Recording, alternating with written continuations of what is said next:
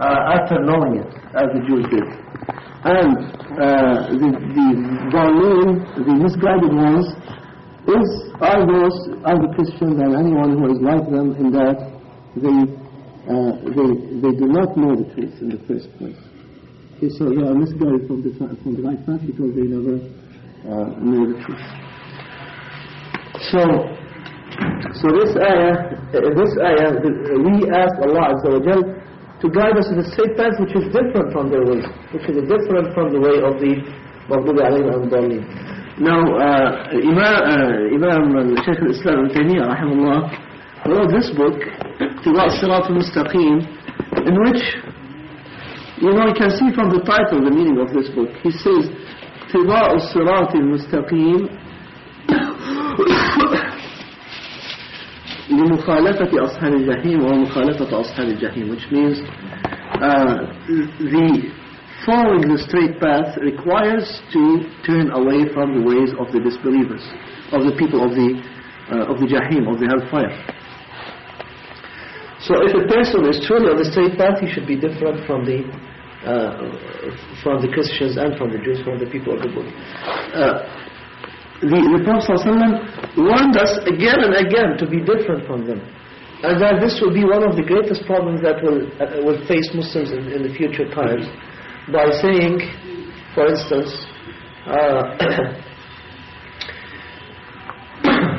لَتَتَّبِعُنَّ سَنَنَ مَنْ كَانَ قَبْلَكُمْ شِبْرًا بِشِبْرٍ وَذِرَاعًا بِذِرَاعٍ.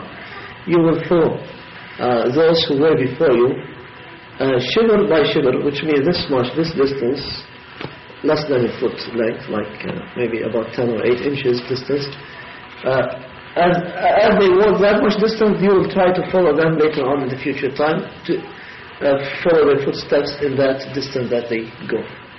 Even to the extent that if they enter into the hole of a lizard, you will follow them into this. Now this is one of the craziest things that you could imagine, that a person would enter into a dark hole where there could be a lizard, there could be a snake, there could be something that would definitely cause harm to them. But even since the disbelievers, those who were before us, are doing this, we will do it after them. We copy them and follow their footsteps. And when somebody asked him, do you mean, O Messenger of Allah, the Christians and the Jews? These are the people that will be imitated by the Muslims. And he said, yes, who else? So this is a clear indication from the Messenger ﷺ that this will be something to be done by Muslims in general in future time. Now, aren't Muslims doing this? Of course we are doing it in this time. And whatever the disbelievers do, even if the thing that they do doesn't make any sense at all, people do it. Muslims do it. An example which is interesting, and many people, I think it's a direct application of this hadith, is the necktie. This is an example of something which doesn't have any use. It doesn't serve any purpose. But because the Christians and the Jews do it, Muslims do it.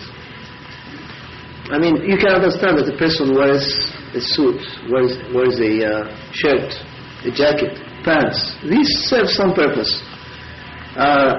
Even though we should, as we'll see later, a little later, they should be as much as possible different from the ways of the disbelievers.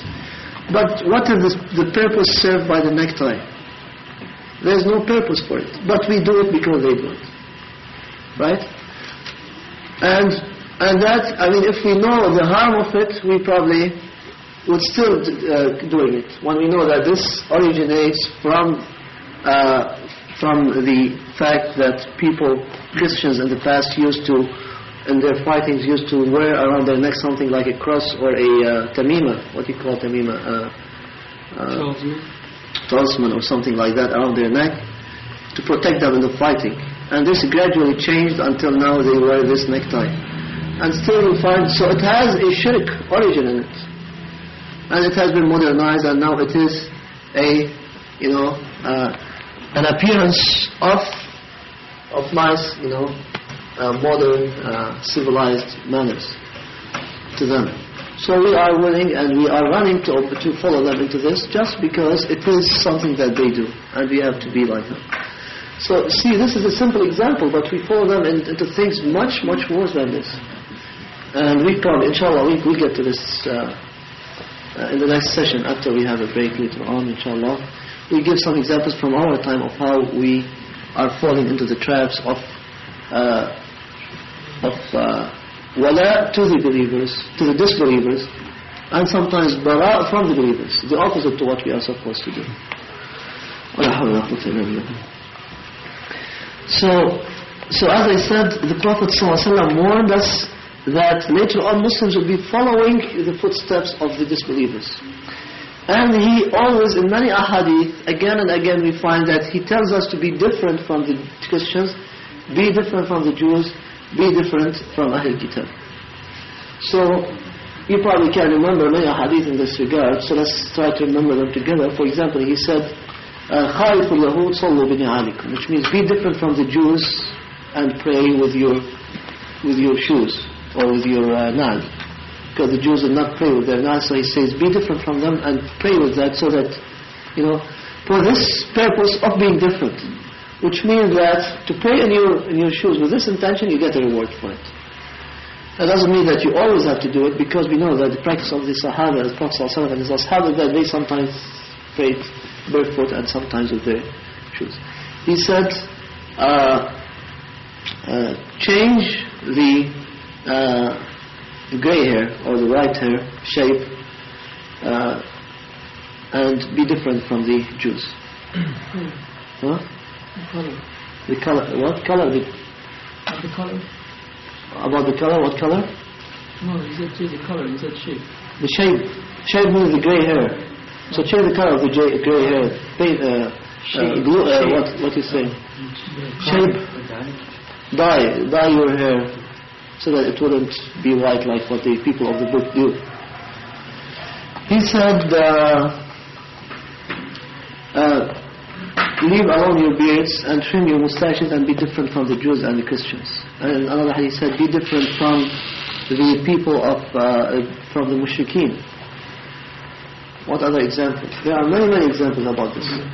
We know, for example, that at one time the Prophet ﷺ ordered people to fast on Ashura, the 10th day of al-Muharram. And then he was told that this is a day which the Jews, consider as a great day, because it's the day when Allah saved Musa from Fir'aun. So he said, if I live to the following year, I will fast on the 9th day, which means the 9th plus the 10th. Why did he say that? In order to be different from the Jews, because so that people will not think that the believers are doing things just like the Jews. Who remembers some other examples? Aisha the meaning more or less said that he used to fast more on Saturdays and Sundays to be different from the Jews and Christians. Yeah, in the beginning, this is true, that in the beginning the Prophet ﷺ used to fast on Saturday and Sunday to be different from them. But later on he stopped. He ordered people not to fast on Saturday at all. And he said, even if you do not find anything except to bite on the root of a tree, do that, and do not fast on Saturday. And he said, do not fast on Saturday except in what has been made incumbent or part for you. It takes your whole, exactly. He said, the difference between us and the people of the book is this akla, or the meal of the sahar, the meal that we eat before, during the time of sahar, before Fajr, that is. So again and again you find, and inshallah we'll probably still remember many other examples in which the Prophet ﷺ wanted us to be different from the Jews, even in things which are mubah, things which are the Qibla, for example. In the beginning the Prophet ﷺ was praying in the direction of Bayt al-Maqdis, and the believers did not like it. everybody did not like it because this made it seem as if Muslims are doing like the Jews by turning towards Jerusalem in their prayer, where the Jews turn. So they were hoping and wishing that Allah Azza wa Jal will send a revelation changing the direction of their Qibla. And finally, alhamdulillah, this was revealed and they all faced Mecca. And so on. So what I'm saying is that the being different from the disbelievers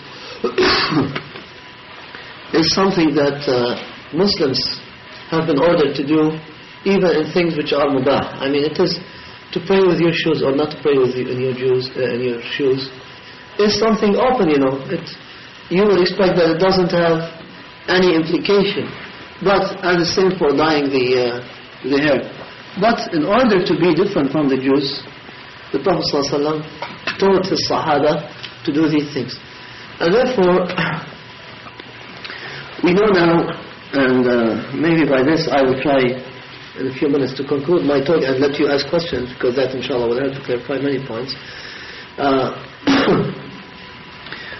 We know now that we have to be different from the Jews and the Christians and the people of the book and the non-believers as much as we can. First, in things which are particular for them, this we have to be different from them. This is required. This is wajib that we have to be different from them. In things which are particular for them, which means like names which are known to be names of Christians and Jews and people of the book. I found Muslims in many Muslim countries, they call their children by names Western names. They want something different, so they call their children Lina and Dina and Mina and I don't know what names.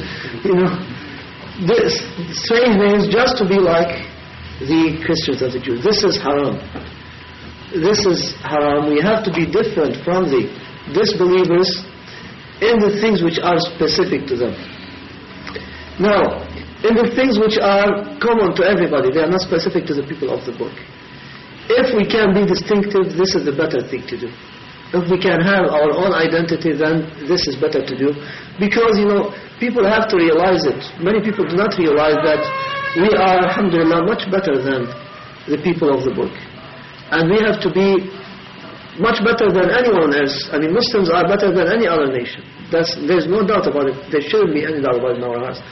And this means everything that we do. We have our own identity. We have our own honor, and our honor is in obeying Allah Azza wa Jal, and the honor is for Allah, His Messenger, and the believers, as Allah says in the Qur'an. مَنْ كَانَ يُرِيدُ الْعِزَّةَ فَإِنَّ الْعِزَّةَ لِلَّهِ جَمِيعًا. Whoever is seeking honor is for Allah. All of it belongs to Allah. So you want honor? Be with Allah, obey Allah, and honor will be yours. So we should not be, afraid to declare ourselves and to declare our Islam and our practices and our appearance as the appearance of Islam, because in fact, even though we may be a minority, but we in fact look at all the majority as something useless and something like scum, and we should not worry about them or care about them.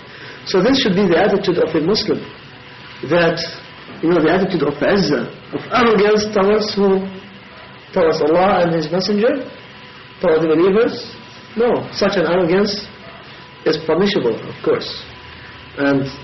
But arrogance towards the disbelievers.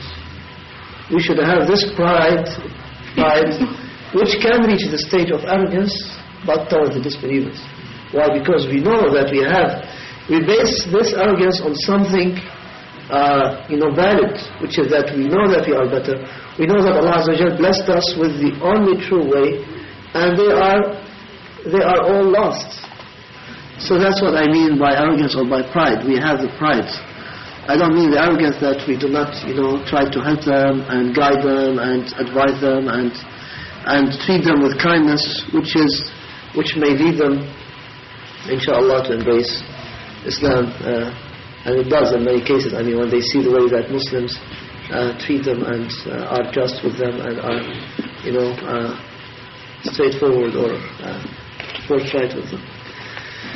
So this is what a Muslim is supposed to be, different from the disbeliever wherever he is, and also wherever he is, a Muslim has always to seek, I mean, if the place where he is at is not the place to obey Allah Azza wa Jal, and he has a choice to go to a better place to worship Allah, then he has no excuse to stay in that place. Allah Azza wa Jal will not accept this excuse, as you heard from the ayah.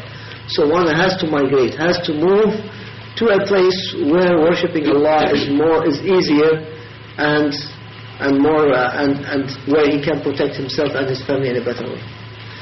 So as I said, inshallah, I'll stop by this. This very quickly, very briefly explains the meaning of bara toward the disbeliever, that we do not like them, as we said earlier, we do not love them, we do not live close to them, we shouldn't let them influence us, and we should be different from them in all means. So now, inshallah, as I said, maybe through the questions, I had a chance to clarify some of the points that I went through very quickly. So on. Because Qur'an said the first house of worship was in the Makkah. Why they were facing the direction?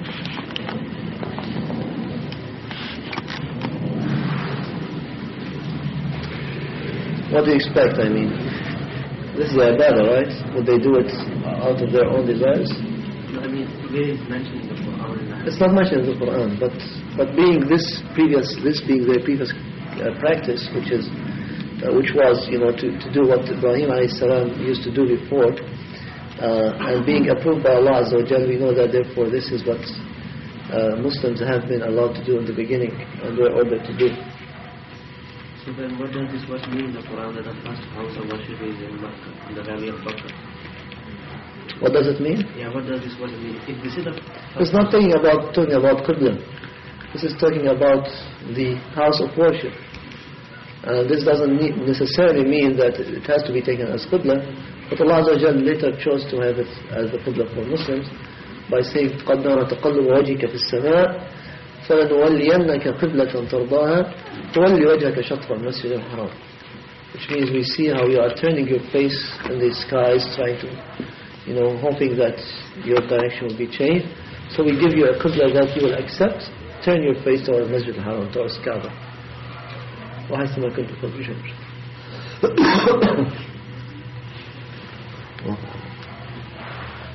No. Are there questions from the sisters? If there are questions, please bring them quickly so that we can respond to them. Bukhari quotes the hadith from Ibn Abbas saying that the Prophet used to hold his hair in the middle, and that he used to like to do things from the people of the book, unless he was instructed otherwise. Also, what you can understand from that? That was in the early time of Islam. Later on, this has become mansukh. He started being very different from them in everything. That was early on when, the hope of the Prophet ﷺ was to bring the Jews and Christians closer to the da'wah, to the revelation, because this is something which complements the revelation, to show them that we are not different. But then after the enmity became obvious and declared, then after that he was always, keen to be different from them as much as possible. And this, that's what explains later ahadith, all which tell us to be different from the Jews, different from the Christians, different from the people of the book. So, my question is, Prophet says, leave the beard and cut the mustache. Can we shave the mustache? Okay, we talked about this 2 days ago, I think, on Friday evening, right? So, you want us to talk about it again? Okay, we said that the order to leave the beards could mean that you leave it all the way until it reaches the floor. And trim the mustaches, I mean that's, if you want to take the hadith as most general, in its most general meaning, leave the beard. If your hair is such that it can grow that long, which is true for some people it seems, then let it grow as far as it would go. And if you want to trim your mustaches, maybe the best way is to trim them all the way, which means get rid of them. If we take this in a general sense, but as I said, that there is a fiqh rule which says that if there is a hadith which is general, and then the practice of the Sahaba radiallahu anhum specify it and show that it is not meant in the most general way, then we have to go by the practice of the Sahaba. Otherwise we fall into many bid'ah. And therefore the practice of the Sahaba showed that For the beard, leaving the beard alone is limited to a fist. So anything beyond a fist can be cut off of the beard. And for the mustaches, trimming them means to cut them off the lips so that they don't come into the mouth. And we know that Umar radiallahu anhu, for example, had big mustaches that he used to turn them, play with them when he was thinking or angry or something like that. So if you said fist, I thought it was a shibr. That's the... Fist? No, fist. This much. No, this much. What's the hadith that says fist?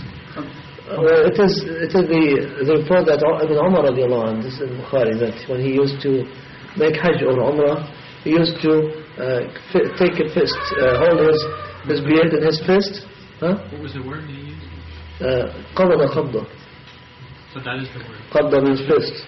So he takes a fist, and whatever is left beyond, he cuts it off. Underneath, he cuts it off. Now, some people take a fist and they cut like that. Those are they explain and understand the hadith.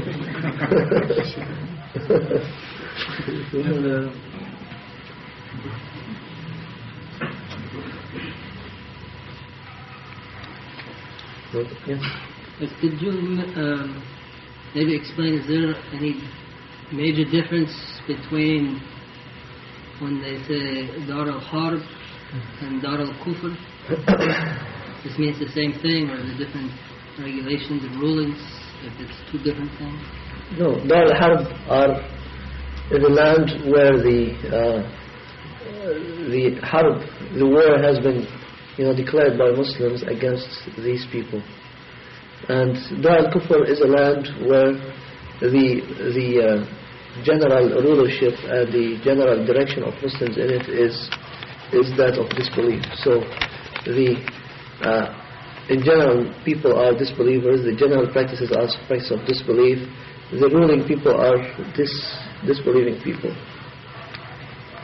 So that's the difference between the two. So these are people that... So Dar al-Harb is usually, of course, Dar al-Kufr, but not vice versa. The opposite is not true. So not every Dar al-Kufr is Dar al-Harb. Muslims can have treaties with some people and covenants, and they have to fulfill their covenants and their treaties as long as the Muslim is supposed to fulfill his promise, as the Prophet ﷺ said, or even the Qur'an says, "Awfu bil-uqud, awfu bil-uqud," etc. And the hadith say that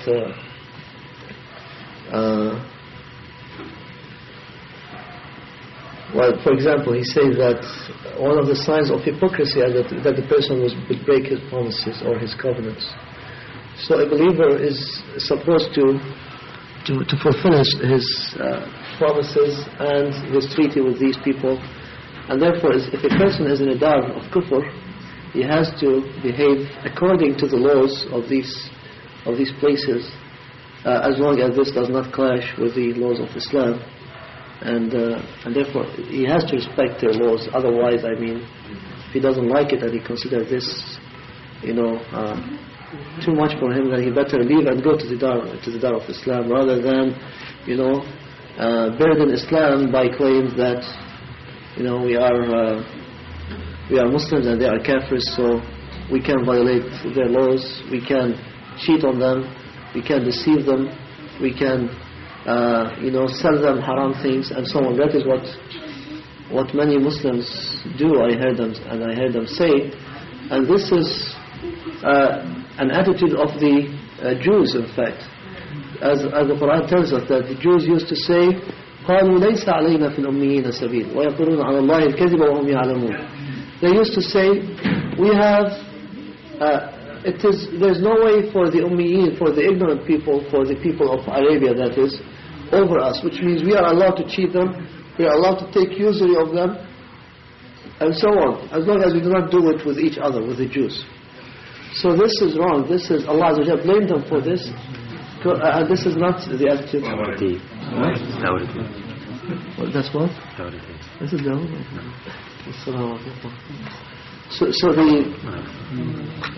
this is an attitude of the disbelievers, and we should never, think that we can do such things, that we can go ahead and cheat the people of this land. As I've seen, some people, what they say, they are disbelievers, that therefore I can, like in the last convention when we had it in Chicago, some people stayed in rooms and then they wanted to leave without paying.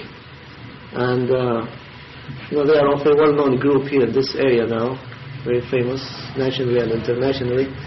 They said because the reason is that they are kuffar, and we are allowed, we are not, subject to their laws, so we can take their money. We do not have to give them any, to give them the rent for their hotel. And of course, the next step they will say, okay, and also we are allowed to take their women as slaves, and subhanAllah. So this is playing with the laws of Allah just to suit themselves. Yes. How far does that go? I mean, what about the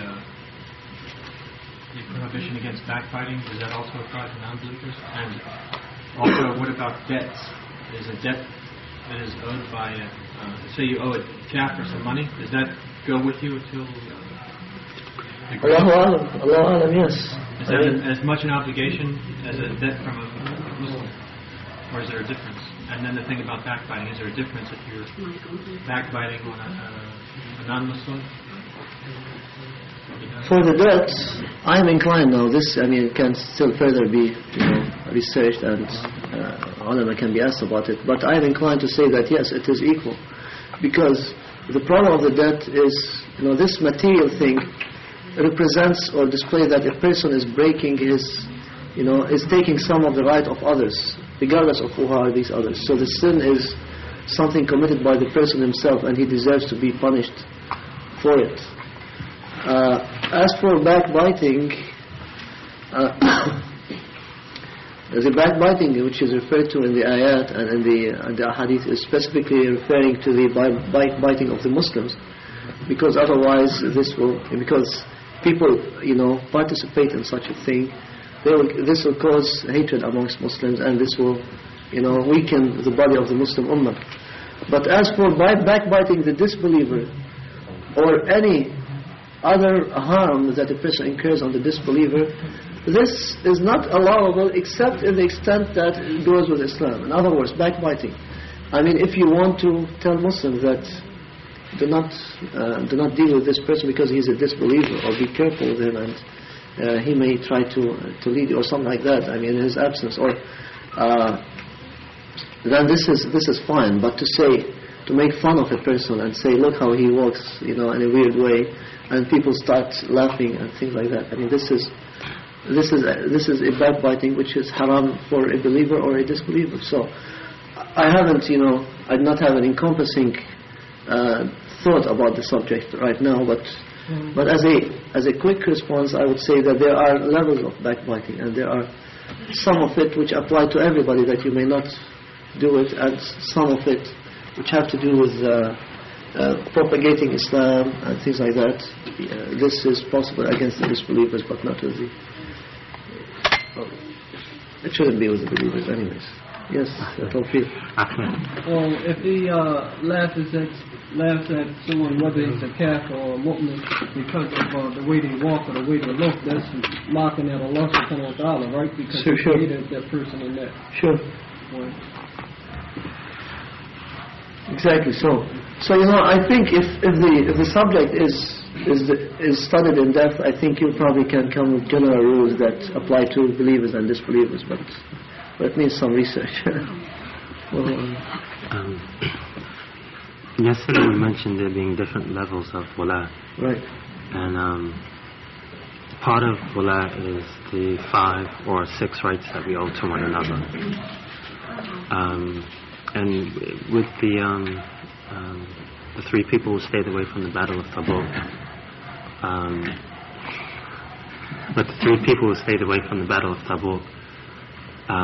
the companions didn't even return their salams to them. So what I want to know is, how can that be done nowadays, and if so, when can it be applied, and who should make such a decision that we would withhold these 5 or 6 basic rights to another Muslim?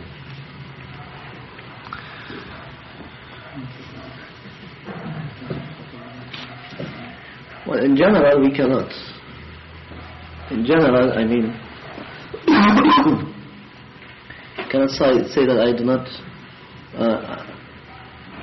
want to work in the funeral of this person, or I do not want to respond to his salam or anything like that, because he is he does not have the level of iman and obedience to Allah that I feel is required for me to do that. We do not have revelation, of course. We are not the Prophet ﷺ. So in general, we have to deal with Muslims. As I say, in general, I'm still talking about in general. We have to deal with Muslims on equal basis, which means we respond to them, we say salam to them, we respond to their salam, we visit them if they are sick, we work in their funerals, and so on, all of these things equally. Now, however, there are people who clearly declare bid'ah and opposition to the sunnah of the Prophet ﷺ very openly. And in this case, if this is very open that these are people of bid'ah and who are calling to their bid'ah, and whether it's bid'ah in aqidah or a strong bid'ah in practices even, then these people are possibly people to whom this may be applied, what you are asking for, the muqata'a, the boycott. But even in this case, I would say that people should be guided by asking the ulama for individual cases, which means, tell the ulama, we have such and such a case where there are people who say such and such things. How are we supposed to deal with them? Because as I said yesterday, that in many cases, in our time especially, people are ignorant, and they need to hear the truth. And if they don't hear it, they will never know it, and they will continue to follow their wrong ways. So in that case, we have to be, kind to them, and to bypass some of these things, requirements of muqata'a or boycott, in order to have the truth reach them, to have the da'wah reach them. So in general, for most Muslims, this is what we have to do. We have to deal them with kindness and with mercy, with the hope that inshallah they'll be guided by hearing a good word. But if you find cases where the situation is really bad, which I know there are such cases, where people are so insistent on their bid'ah, and sometimes the bid'ah is in aqidah, their beliefs are very false, and they keep calling people to them, like our friends in Philadelphia, then in this case, you make boycott. Boycott is incumbent in some cases, and you have to, but you always have to refer to the ulama to make sure that you are not, going too far with that.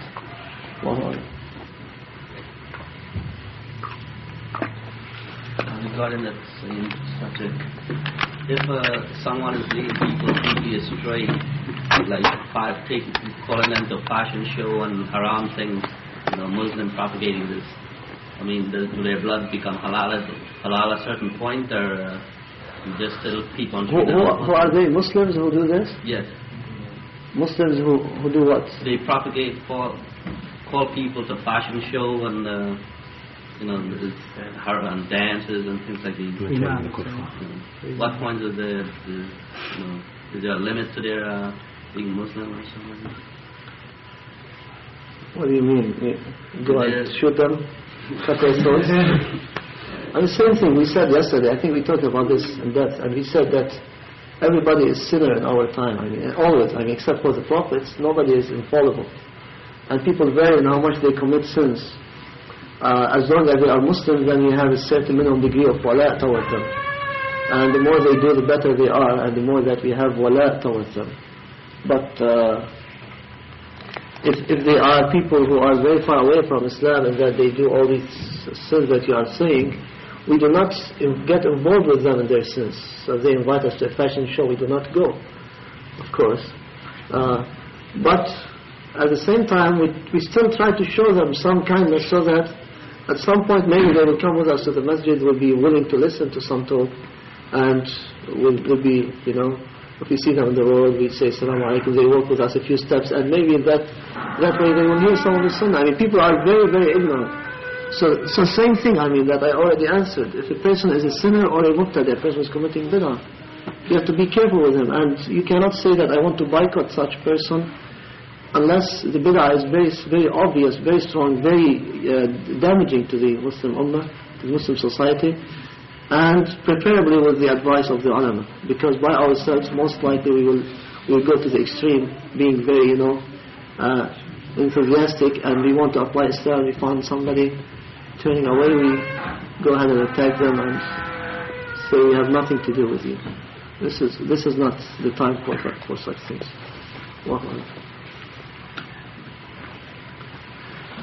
Are there any questions from the sisters?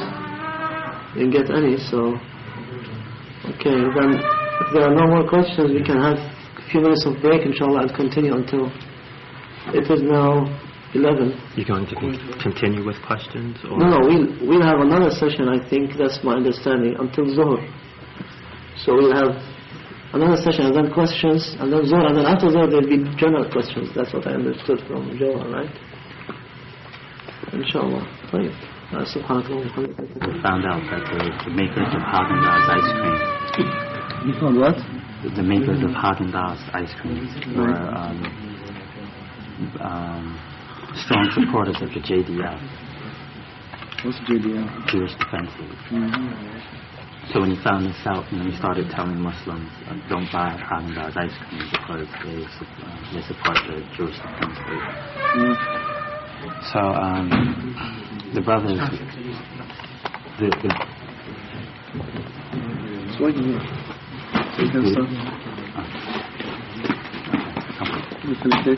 Yes, absolutely. Alhamdulillah wa salatu wa salamu ala Rasulillah. Wa ashhadu an la ilaha illallah wa ashhadu anna Muhammadan Rasulullah. Amma ba'd.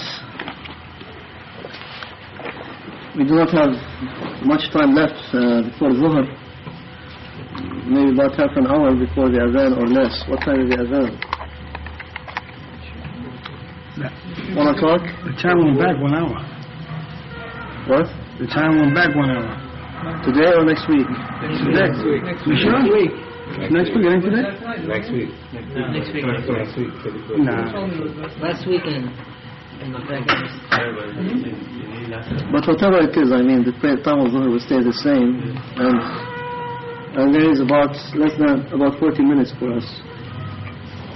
ماشي not fast. After one is the Iqam, probably they give the Adhan earlier. So inshallah, let's plan on this, and let me move very fast. Plan that we have about 40 minutes for now. ماشي خلاص.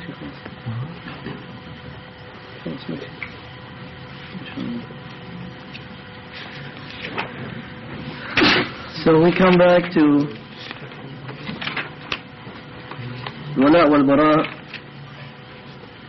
and there's really a lot of things to talk about, but because of time limitations now, having to meet with some people here and so on, we are running out of time. So inshallah, I'll try to cover, this will be like outlines, points, and if you want to ask later after Zuhr, we can try to elaborate on some of these points. We talked about the actions which should display bara' of Muslims towards the disbelievers. That Muslims are to be completely different from them, and that they have nothing to do with them, and that they should exhibit that they hate their ways in different ways. And the first thing that we mentioned was about migration, or one of the things that we mentioned was migration or hijrah. And And hijrah is to leave from the land of kufr to land of belief. Okay? Leave, depart from the land of kufr to land of belief. But not only that, even hijrah could mean, a partial hijrah would be to leave from a place where Muslims are committing bid'ah, even in a place of Islam, in a land of Islam, where Muslims are committing bid'ah, innovations in deen, and go to a place where there is less of these bid'ah.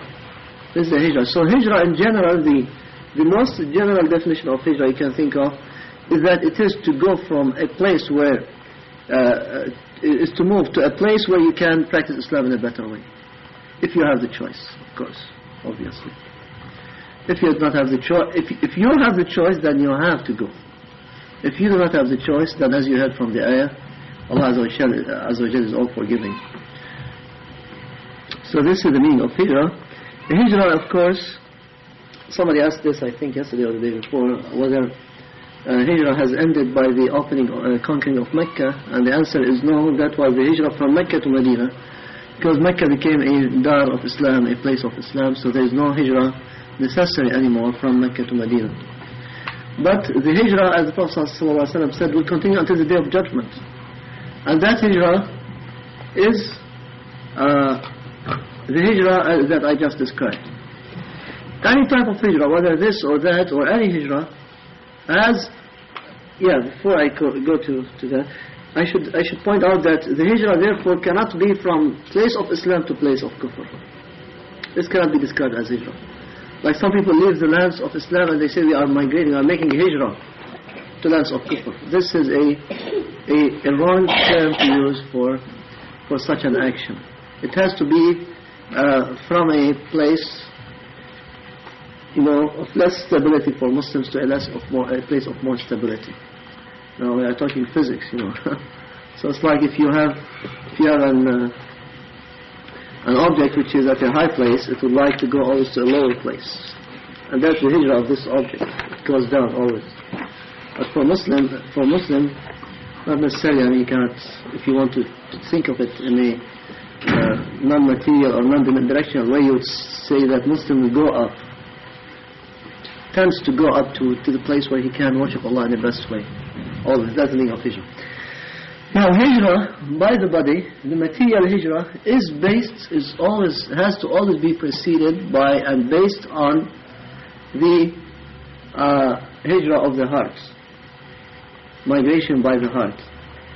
And this migration to Allah and His Messenger is the basis. Like any action that we do, any action that Muslims do should be preceded by a heart action, by sincerity and by a belief that a person is doing this for Allah and His Messenger, obedience to Allah and His Messenger. So before a person can go one step in the direction of his hijrah, of his migration, he should have already done the migration with his heart. What does this mean? It means that for a person to be willing to leave a place and go to another place, which would involve a lot of sacrifice and a lot of uncertainty for Allah, knowing that this is for the best, for his best and for the best of his family. Before a person can do such a thing, he has to be equipped in his heart to do the migration. And that's why the Prophet ﷺ said, al-Muhajiru man hajara sayyi'at. The true migrator is the one who has quitted or migrated away from sayyi'at, from sins. And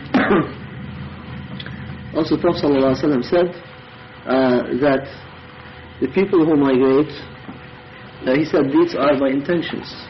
And everyone gets what he intended, the reward for what he intended.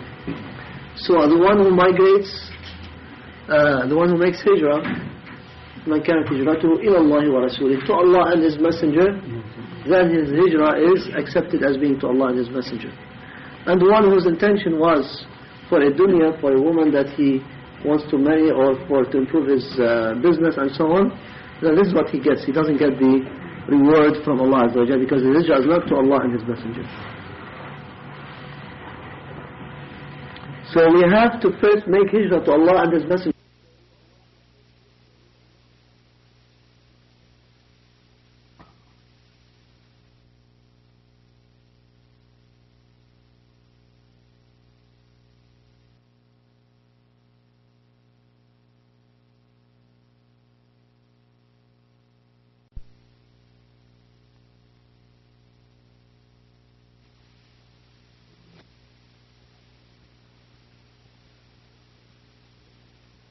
Word and to make Allah's word the uppermost.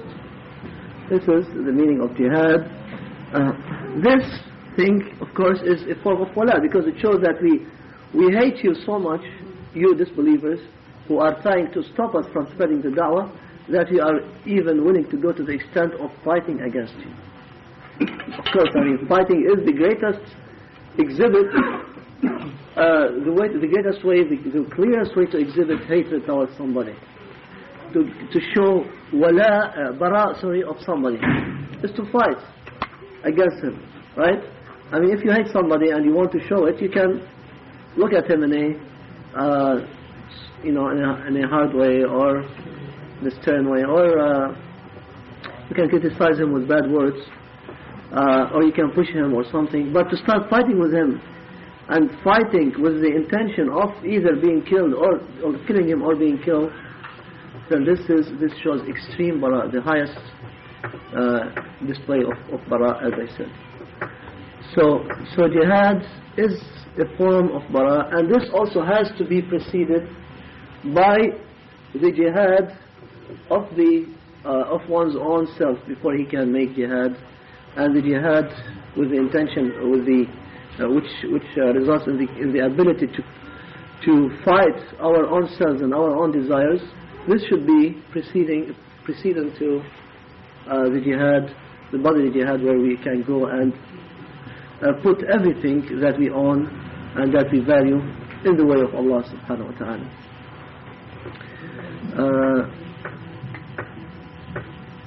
The hadith says, the same hadith which I said part of it before, Muhajir Manhaj al-Sayyat, part of it says,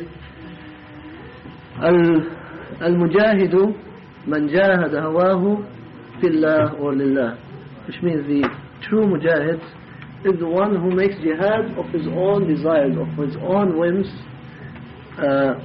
for Allah. The one who does jihad of his own self for Allah.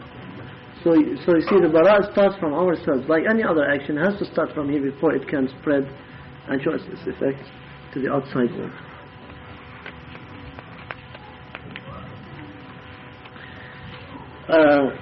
Some forms of wala and bara that Islam made as laws that Muslims have to abide by, besides what we have referred to, are, for example, marriage and inheritance. A Muslim may not marry a non-Muslim, and vice versa. That is, a Muslim woman may not marry a non-Muslim man, and a Muslim man may not marry a non-Muslim woman. So this is a form of bara of the disbelievers. We want to stay away from them so that we do not get contaminated with their shirk, with their sins, with their disobedience to Allah Azza wa Jalla. So that is a form of bara, and as we said, the exception that Allah Azza wa Jalla has given is for the people of the book, with the Christians and the Jews, with the condition that their women be according, their marriage would not result in Muslim children, which will be lost into a jahiliyyah, into disbelief. So it should be controlled by conditions, by situations where Muslims are living in a Muslim environment, and they can be brought up, and they will most surely be brought up in an Islamic way, so that they will be good Muslims. This will make a way or a possibility, a chance for this disbelieving woman who is a Christian or a Jew to embrace Islam when she sees that everybody, her children, her husband, everybody is a Muslim, and she's living in a Muslim environment. Then this makes it very likely for her to embrace Islam. But in the way that it's being done by most people now is wrong, and it is haram, because it leads to the loss of children into kufr, and it doesn't help the woman in improving her deen, but rather helps the the man in losing his deen. That's what happens usually. So this should never be approached, especially in these lands of disbelief. Everywhere in the world today, but most assuredly here in this country, or in countries like this one. And also inheritance, that the Prophet ﷺ said that a Muslim may not inherit a kafir and a kafir may not inherit a Muslim. That's to show that they have nothing to do with each other. There are no connections with them at all. We talked about being different from the disbeliever, and this is one of the requirements of wala and bara, that we have to be very different from them in our appearance, in our behavior, in our attitude. Ibn Taymiyyah rahimahullah explained very well in his book Iqtida' Sirat Mustaqim how the outward similarity of people will lead to coherence of the hearts. So if two people are, dressed like each other, behave like each other, work in the same place, then these people will tend to like each other, and this liking, if it is between a Muslim and a non-Muslim, is, as you know now, it is against wala and bara. So we have to be different from the disbelievers. We are supposed to stay away from imitating them. We are required to be different from them. The Prophet ﷺ said, "Man tashabbaha biqawmin fahuwa minhum aw hashira ma'ahum," which means whoever imitates a people, he is one of them. And another hadith, he said, he will be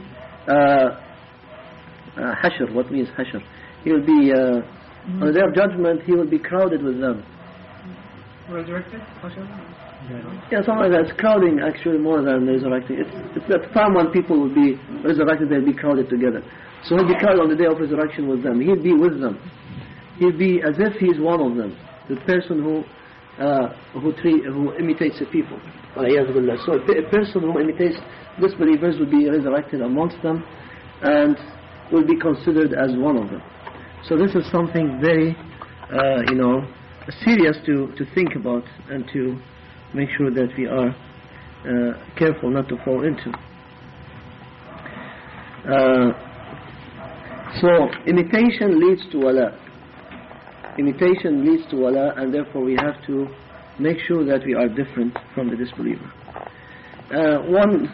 One example, for example, of imitation is imitating the disbelievers in their celebrations.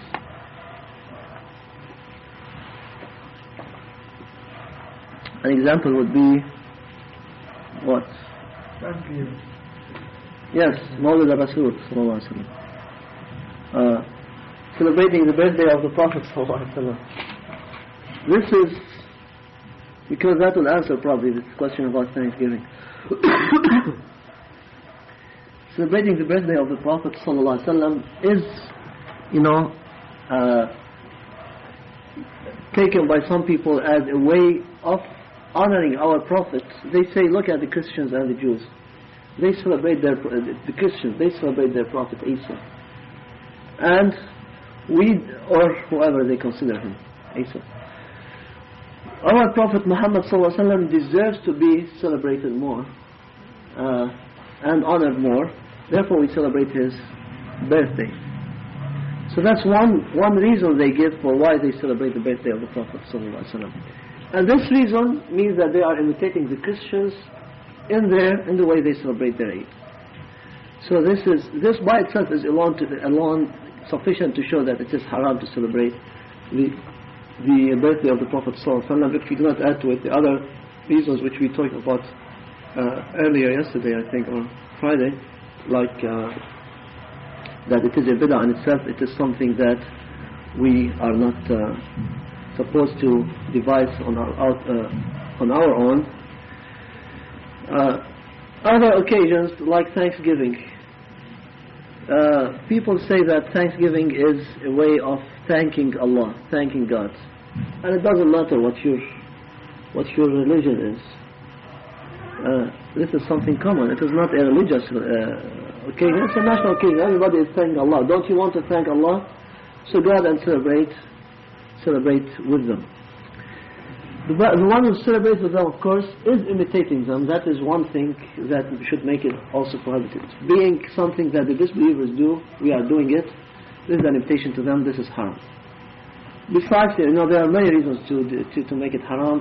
We know that Muslims have 2 days of Eid, as the Prophet ﷺ said, Allah has given you 2 days of Eid. And therefore, Eids are given by Allah. Anyone who wants to add Eid to those 2 days needs a permission. And permission only comes from Allah Azza wa Jal. So there is no permission, there is no celebration. Another thing is that thanking Allah Azza wa Jal for Muslims is done by Muslims all the time. I mean, a person is supposed to do actions of shukr all the time, not once a year. So thanking Allah Azza wa Jal is a continuous thing, a continuous action for Muslims. It should never stop any moment of our lives. All our actions should be actions of shukr.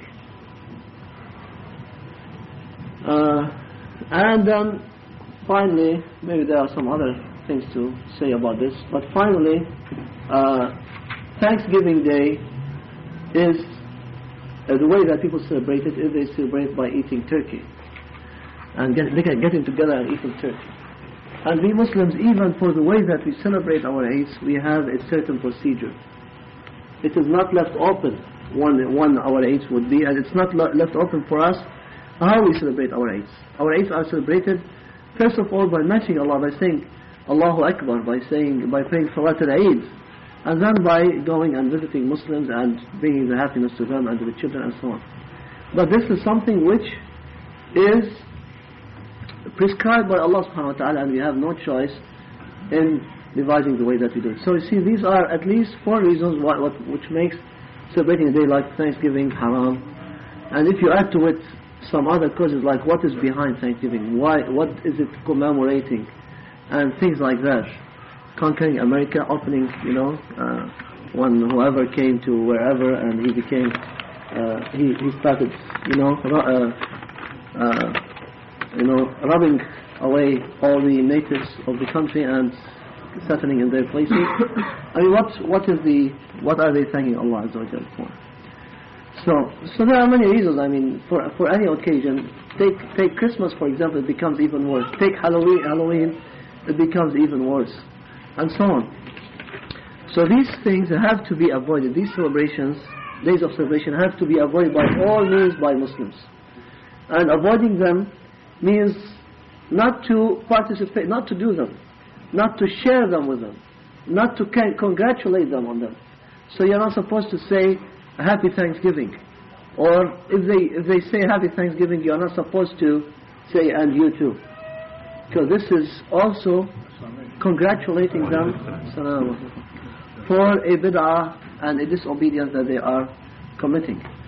So we have to be very careful. We have to make sure that our children are not influenced by these occasions, and that they know from very early ages that this is wrong, and what these people are doing are some examples of their disbelief and disobedience to Allah Azza wa Jal, and we have no interest in imitating them or in even looking at them over these days. Avoid them and be as far away from their celebration places as possible.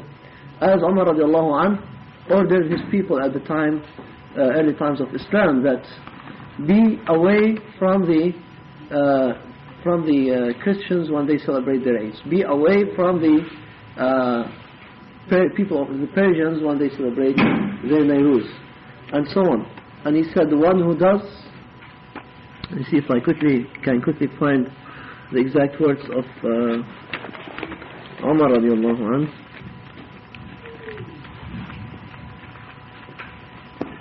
This will be in this book.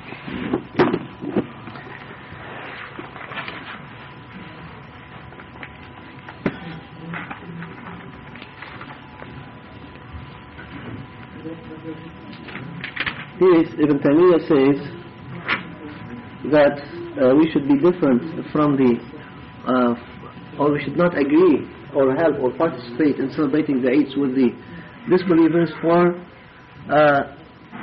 2 important major matters. The first one is what has been discussed earlier in this book, which is that this is not part of our deen, and this is not the habit of our salaf, of the early Muslims, and it is an innovation in deen and so on. And the second thing is that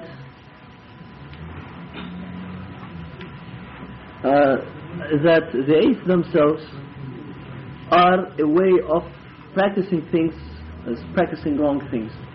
And we are ordered to stay away from places where wrong things, haram things are being practiced.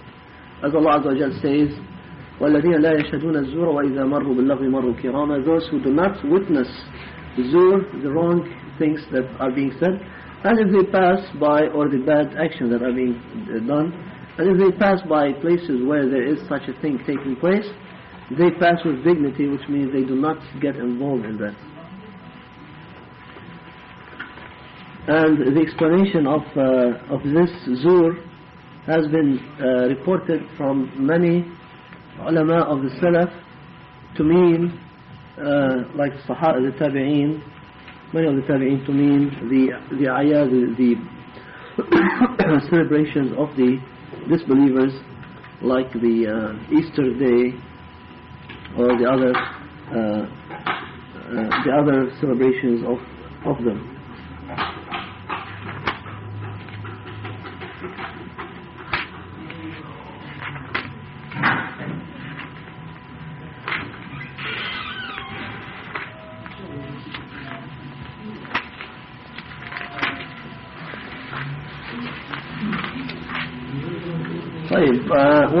What Umar radiallahu anhu said is that the one who lives with the mushrikeen and imitates them in their life, and he participates with them in their Eid, then he will be resurrected amongst them. حشر معهم.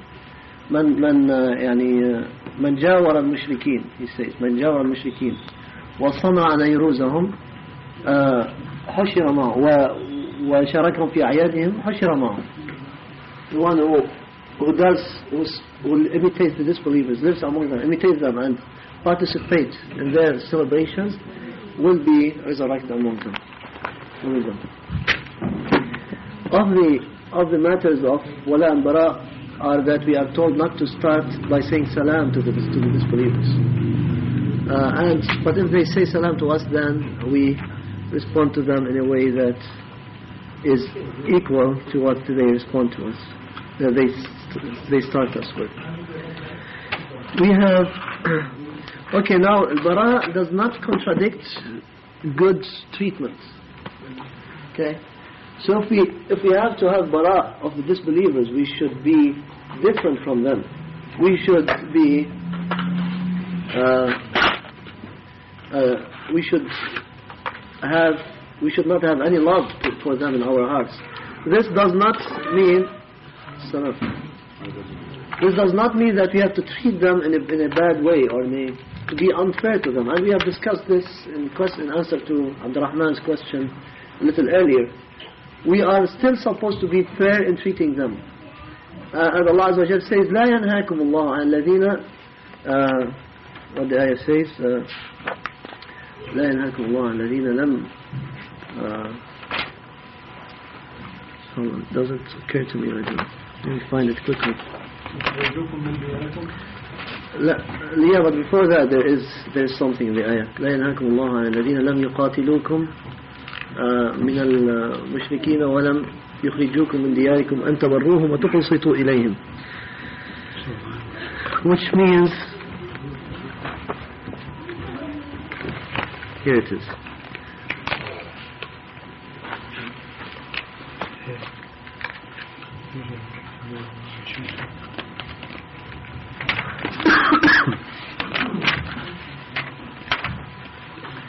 لا ينهاكم الله عن الذين لم يقاتلوكم في الدين ولم يخرجوكم من دياركم أن تبروهم وتقسطوا إليهم.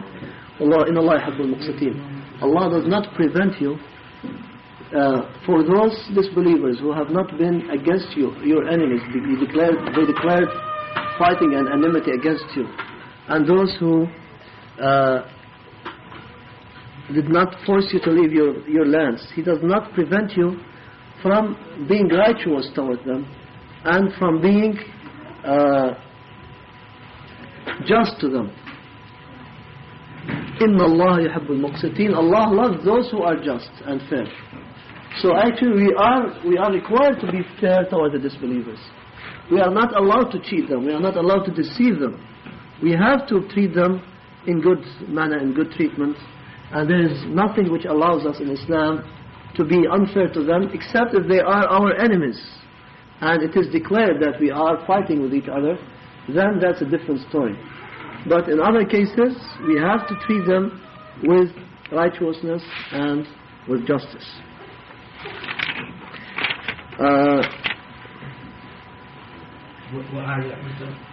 This ayah, again from the same surah, Surah Mumtahina, ayah number 8. We are told that we have to treat our... No?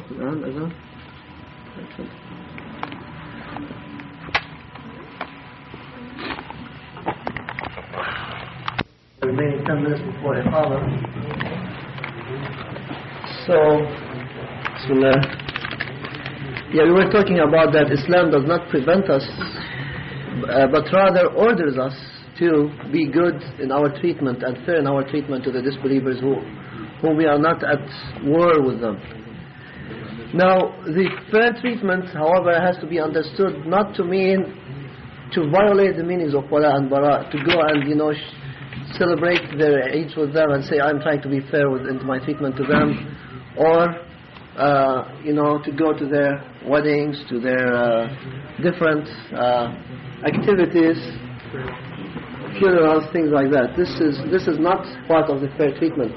Or to do as some people do, and I think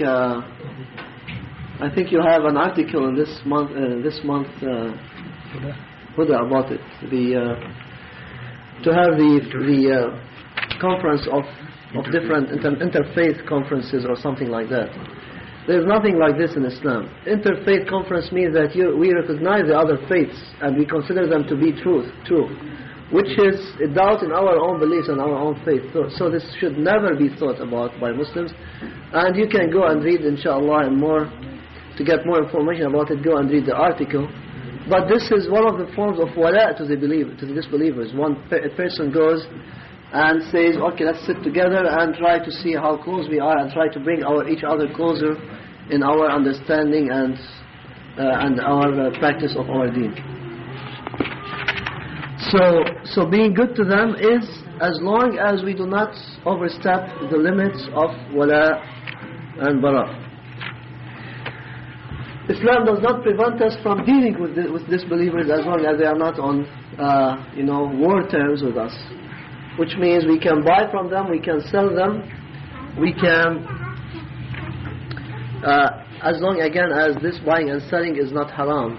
So you cannot say I sell them idols and crosses because they are disbelievers, or khanzir, pig, pork, because they eat it, so that's okay, I'm not selling it to the Muslims. This is haram. This is helping in the ways of munkar. You're not supposed to do it. So we can deal with them, transact with them, as long as we are doing this in the proper way, in the halal way. We cannot, as we said, we cannot go and congratulate them for their Eids, or start by saying salam alaikum to them. We can benefit of them and of some of what they have. Like we can, for example, if Muslims are going to a war, and now we are in a critical subject, and Muslims do not have enough weapons, and they want to buy from the disbelievers, this is permissible. Even though the norm should be that they shouldn't do that. They should be self-supportive in that, because this is a major of major importance for the Muslim Ummah to be self-supportive, because if they decide to stop and start a war against the Muslims, then the Muslims will be in problems. But it has been known that the Prophet ﷺ used some of the power of the disbelievers in his armies. However, this should not go to the extent of using them in the fightings, using them personally as persons in in fighting, because this contradicts the hadith of the Prophet ﷺ. You know, fighting for Muslims is a jihad, is a ibadah.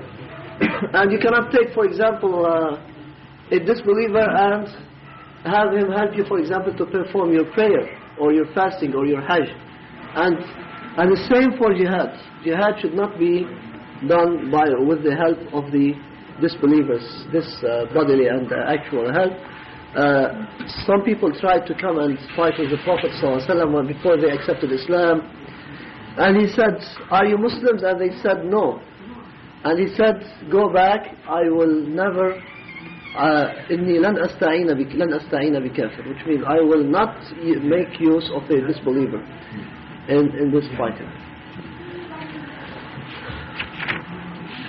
Okay, these are different meanings of the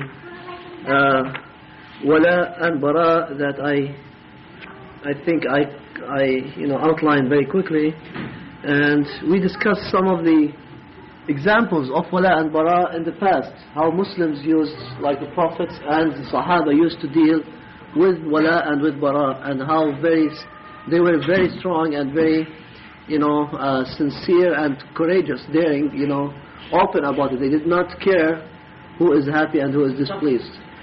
It was to the extent that they were able and willing, and they did face their own blood relatives, fathers, sons, brothers, in battle, and in some cases they killed some of them because Islam separated them. It cut any ties which they had with each other. Yeah, I think I skipped something here before I keep going, which is that in dealing with disbelievers, we said we need to be fair to them, and there's an important aspect of this, which is dealing with the parents who are disbelievers. With the parents, the father and the mother.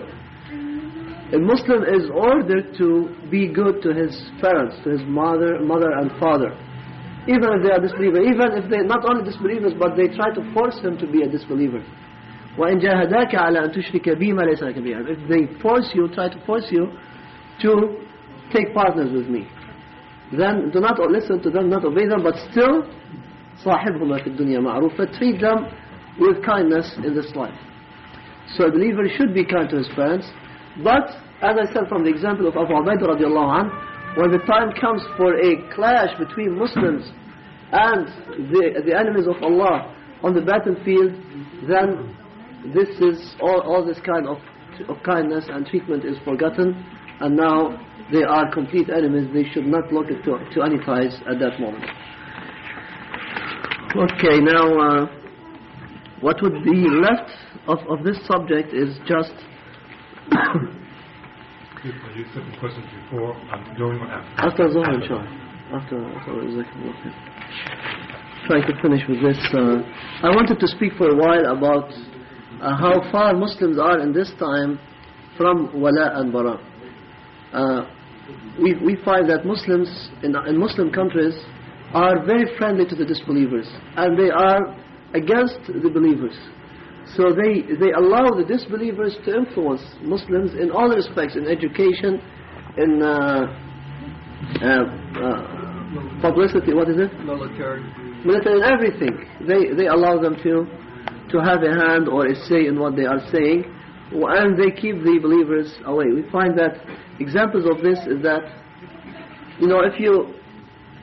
some Muslim countries, without naming, pinpointing, but you probably will understand what I'm talking about. Some Muslim countries, if two people apply, and it did happen in one case, that two people want to teach in the university there. One of these people was a very well-known scientist here, and he had a student. Well, he is a Muslim. The professor is a Muslim. His student is is an American. He graduated, he finished his PhD. The professor is an old professor. He's very experienced in his field and very, very well respected in this country. So they went together to teach in a certain Muslim country. The professor, the student, because he was a white American, was put in leadership in the department. I think something like a head of the department, a chairman or something. And then his professor came and worked in the same department, and he was like an assistant professor under him. And this person knows very well that this person is much more qualified than him. But that's how it happens in our country, that people have wala to the disbelievers because they are disbelievers. And it happened in some cases that you find a disbeliever, he goes and works in a Muslim land, and after a while he becomes convinced with Islam. He accepts Islam.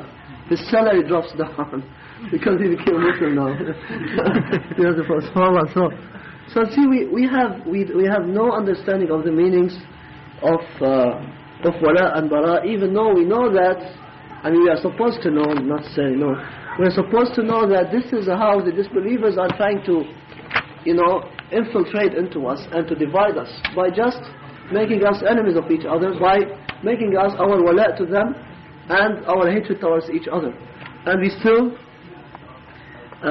fall to this all the time. We find that now we allow the disbelievers to be in control of our educational systems by putting the curriculums for us in our schools, in our countries, in the Muslim countries, and by sending Muslims to the land of kuffar, who will absorb and be shaped according to the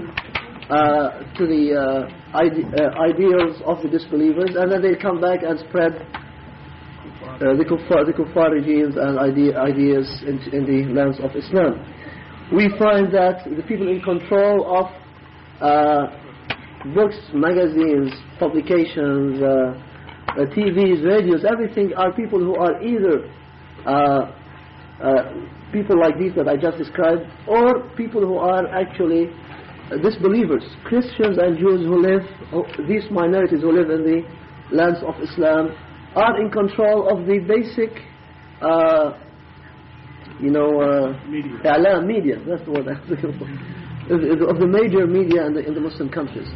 So in Egypt, for example, the most important papers that were in the past, and they probably may still be, are what? Al-Ahram, Al-Hilal, and no? Well, I didn't mean this one, but these were in control of they were established by disbelievers, by Christians from the Middle East, like Georgi Zaidan and Taqla, somebody by the last name Taqla, and so on. So you find that people have so much wala to the disbelievers, whether they are from the Muslim countries or from outside, that they let them take charge of their media, of what they teach people, the general people, or their children. And that is giving Muslims who are trying to improve and to bring people back to Islam, to work in da'wah, they give them a harder and harder time, because everybody is brainwashed with all these means. Find that many times, in many situations, and maybe this effect is getting smaller now, but it's still there, that people are still very much influenced by the Orientalists, and they give a lot of weight to what they say about Islam. And even some of the very important figures in Islam in this century have been students of Orientalists, and when they came back to their countries, they were preaching the greatness of the West, and that Muslims, the only way for success of Muslims, like Taha Hussein said. This is, I think I should read this because it's an important statement, and by this probably we'll be close to done. Here it is. Taha Hussein, who is described by people as Amid al-Adab al-Arabi, the major pillar of Arabic literature. He was in Egypt, and he said, now look at these words and how much against Islam they are. He went, of course, and studied in the West, in France, and then he came back after finishing his PhD, and he was spreading his deviant ideas amongst Muslims. He said, the way to modernization, to civilization, is not just in words, or in appearances, in lying appearances. It is, as I have explained, it is a straight way. It doesn't have any crookedness in it. It's like Sirat Mustaqim, it means.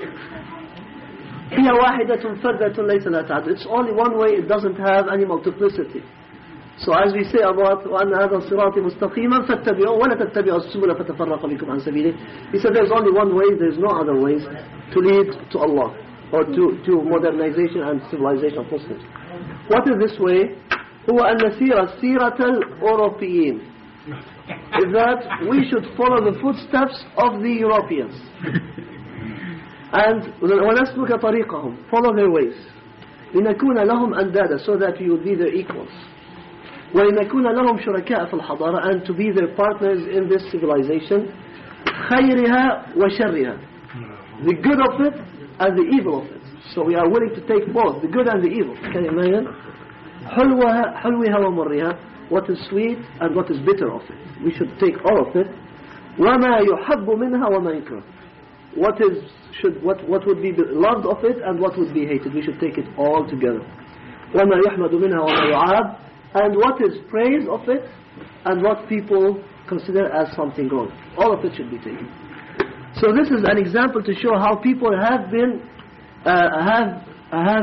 their ideas and their beliefs, their understanding twisted about the meaning of Walā and Barā, and this increased by the presence of people like this, like Taha Hussein and many of the students of the West who came and tried to even deepen the roots of ignorance amongst Muslims in the Muslim land. And this is of course a major reason for the disunity and weakness of Muslims. So finally, what is the solution therefore to all of this? Now that we know all of this, it means the solution is to go back and understand the meaning of al-Walā wal-Barā, which I said means to understand Islam, to understand the basic of meaning of La ilaha illallah Muhammad Rasulullah, and to act upon this. That's the only way for us if we want to clean our countries from such people and from such ideologies, and if we really want to raise Allah's word the uppermost. So inshallah I'll stop here, and after Dhuhr we'll have a chance to answer some questions. Can I go if some kuffar attack my kafir brother? Should I just let them beat him up? Can I help him? That's the first one. The second one is, can we go into church to witness the janazah of our parents who died kuffar? No.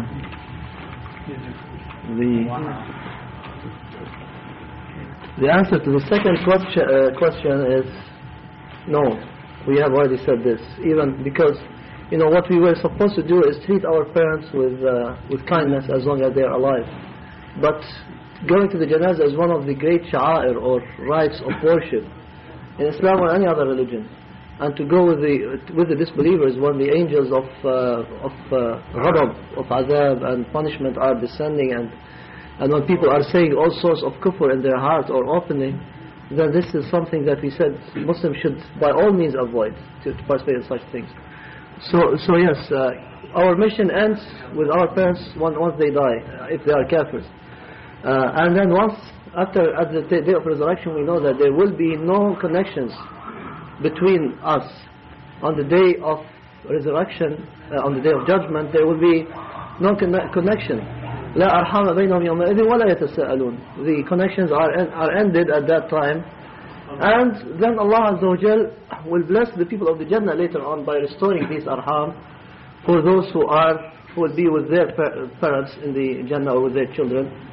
So they will join them. Otherwise there will be no feeling of remorse for the people of the Jannah if they have relatives who are in the hellfire. For the first question, now our blood brother who is a disbeliever, and we do not have any way to he doesn't have any higher priority in our treatment than any other disbeliever. We have to treat our parents with kindness as Allah Azza wa Jal orders us. But for the brother, he's like any other disbeliever. We have to be fair to him, and we have to be kind to him with the hope that inshallah he will be guided to Islam. So if he is hurt, then it is like our neighbor being hurt, what would we do for that? Or some other friend of us, that the co-worker or something that is hurt. We would try to be fair to him by trying to have as much as we can, to have justice take its way by punishing the people who hurt him. But to say that what else would be expected to do? Go and kill the disbelievers? Even if our brother, now going back a little bit, if our brother is a Muslim and somebody attacked him and killed him, what can we do? Can we go and kill the people who killed him? I mean, specifically though, I'm actually witnessing them beating my blood brother. Or whether to help him or not? Yes. He's a kafir. No. That's right. Tough one. I have 3 questions. No, this is actually what I meant. وإذا مش أمر بالمعروف برضه يا شيخ أمر بالمعروف نهي عن المنكر. Yeah, but I mean, he's saying, how different would this case be from, suppose that he sees them attacking somebody who's not related to him? Same thing. Yeah. Same thing or different? That's a Muslim. He's talking about a non-Muslim brother. الظالم هو يقف عند ظلمه، إذا كان من الأول أن يوقف أخوه المسلم عن الظلم، فالأول أن يوقف الكافر عن الظلم. إذا معروف. Yeah, this is. I don't think that الكافر يضرب أخوه بالدم. I don't think there is question about it. That he.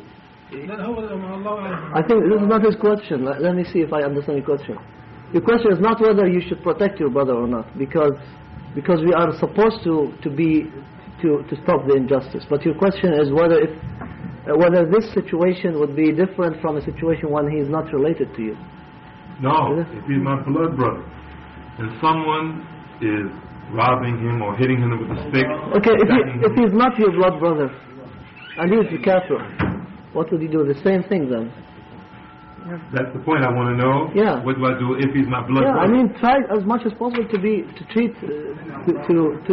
stop the injustice from taking place within the lawful means of Islam, which is, that's what the brother was referring to in this case. That you, in this case, if you can call the police, if you are yourself able to stop the injustice, then you should stop it.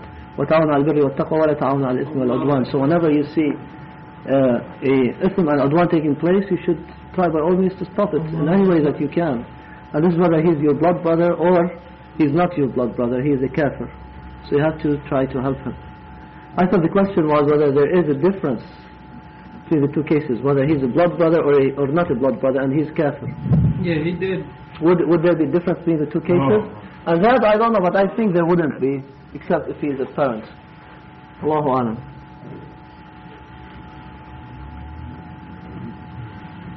It looks like you still have some. No, I'm just trying to. I would prefer to have some adillah, some a clear nas, a text, to say that I can do that. Can do what? For any kafir. For any kafir, or to say that I can't. No, for any kafir, including. No, this is a general nas for Muslims, that they always have to enjoin good and forbid evil. Right. And this is evil. Ta'awun al-birri wa-taqwa, ta'awun al-ithmi wal-'udwan. But do you know how? I mean, once again, I started my statement, my question, with, for instance, you live in Iowa, and this is a high crime area. I mean, every day somebody's being attacked. Iowa? So what do? We help every single person on the street? No, when you can, when you have the chance to help, you help. Okay. I mean, as long as you can. I mean, you won't always be a witness of such cases of mugging or attack. Some areas. Then we need to ask you all of بعض المصالح يعني يقدر الجموع وقدرها، يعني لو كان يتدخل إليه ضرر على نفسه والله أعلم، إذا كان مثلا تتدخل طبعا. So it's as much as he can. That's why I said, if he can call the police, that's what he should do. If he can call the ambulance or help him whatever. I mean, if he finds some injustice done even to disbelievers, then he should try to evade this injustice. But in some cases, I mean, I know that in some cases you don't know who was doing more injustice, the one who was killed or the one who is the killer. Sometimes, with these, what we hear about these, what you call them, the underground. Yeah, the people who deal, the mafias and things like that. So you find lots of killing among them, and sometimes, you never know. So maybe in some cases, it's not up to the evaluation of the person whether this is the right thing to interfere in. Because sometimes trying to help either way would bring a lot of danger to the person. You see like three guys beating up one guy. You know that one guy is not being oppressed.